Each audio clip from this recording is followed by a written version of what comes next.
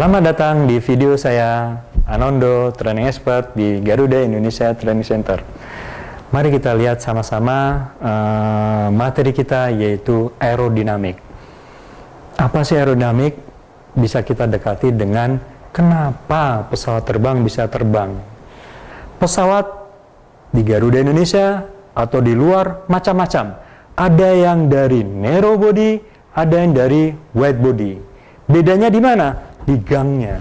Begitu kita masuk ke pesawat, ketemu gangnya satu, itulah narrow body. Apa pesawatnya? Antara lain adalah 737-800 atau 737NG. Atau kalau Anda masuk ke dalam pesawat, kita begitu masuk pesawat, kita lihat ada gangnya dua. Itulah wide body. Apa itu pesawat? Apa yang kita sebut sebagai Boeing 777 atau 777. Bisa tahu tidak berat pesawat kosong atau pesawat 777 itu berapa? Dia beratnya adalah 150.000 kg atau kurang lebih 150 ton. Itu pesawat wide body. Jadi bayangkan begitu kita masuk ke pesawat, itu pesawat yang beratnya 150 ton bisa terbang. Nah, metal yang berat seperti itu belum kalau ada penumpangnya, belum kalau ada fuelnya. Di Eropa, pesawat itu bisa apa? Bisa diangkat juga oleh pesawat yang lain, beberapa partnya. Sehingga kita bisa bayangkan beratnya pesawat itu, tapi juga bisa terbang. Apa hukumnya? Itu di materi kita, itu yang kita sebut sebagai aerodinamik. Ada orang yang berjasa, yang menciptakan hal seperti itu. Itu yang kita sebut adalah Bernoulli memperkenalkan hubungan antara velocity dan pressure. Velocity dan pressure itu akan diterapkan di apa yang kita sebut sebagai airfoil.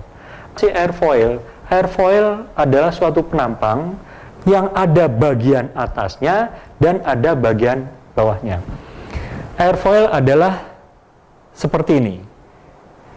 Dia ada bagian atas, dia ada bagian bawah, dan di airfoil yang seperti inilah Bernoulli diterapkan.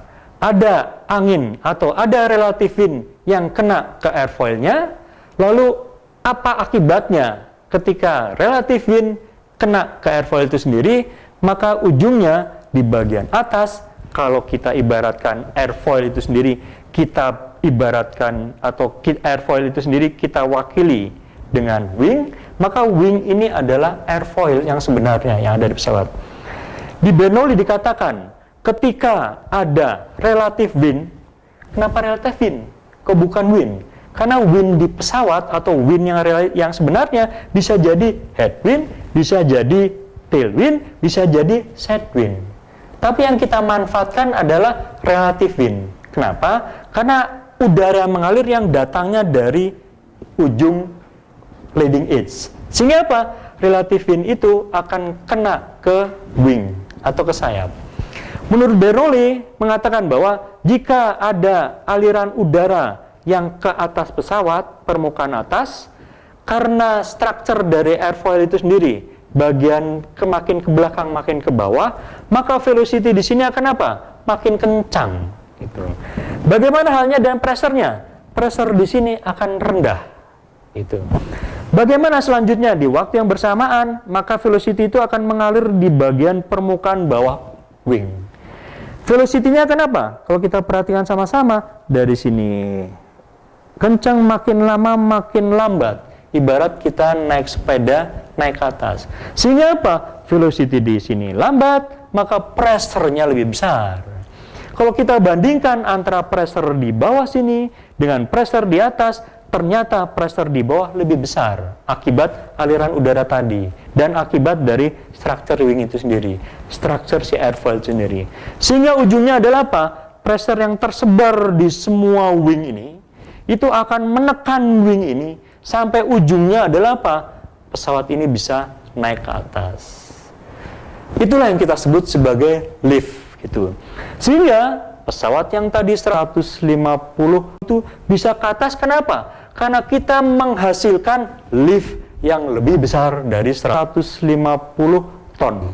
Sehingga apa? Kita butuh aliran udara yang besar sekali.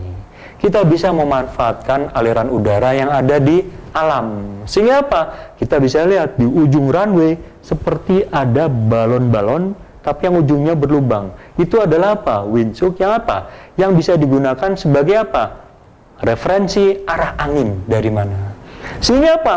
Ketika take off kita butuh angin besar, udara besar. Ketika landing butuh udara aliran besar, maka kita akan melawan arah angin yang ada di alam ini. Tentu saja arah angin itu tidak akan sebesar, sekencang sehingga pesawat ini bisa mengangkat ke atas. Oleh sebab itu apa? Pesawat dilengkapi apa yang kita sebut sebagai engine. Engine inilah yang menghasilkan, memproduce daya dorong. Sehingga akhirnya adalah apa? Aliran udara bisa kita dapatkan.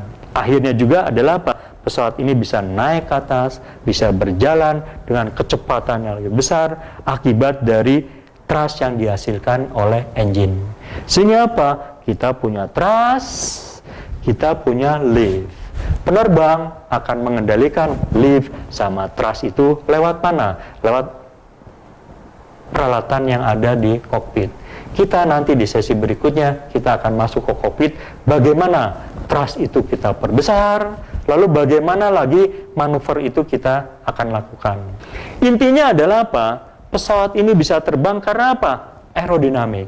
Apa aja sih hukumnya? Apa aja sih komponennya? Yaitu lift yang membuat pesawat ini bisa naik, dan ada weight, gaya beratnya itu pesawat yang mengakibatkan dia bisa turun. Lalu apa lagi? Dia punya engine yang mengakibatkan apa? Dia bisa berjalan terus maju sampai sekeinginan kita, sehingga apa? Kita bisa memproduce aliran udara yang kena di airfoil. Selanjutnya apa? Supaya dia tidak terus-menerus, supaya dia mudah turun, maka kita punya apa yang kita sebut sebagai daya hambat, yang kita sebut sebagai drag. Demikianlah materi aerodinamik di sesi pertama. Kita akan berjumpa lagi di sesi berikutnya. Salam, terima kasih, sampai kembali.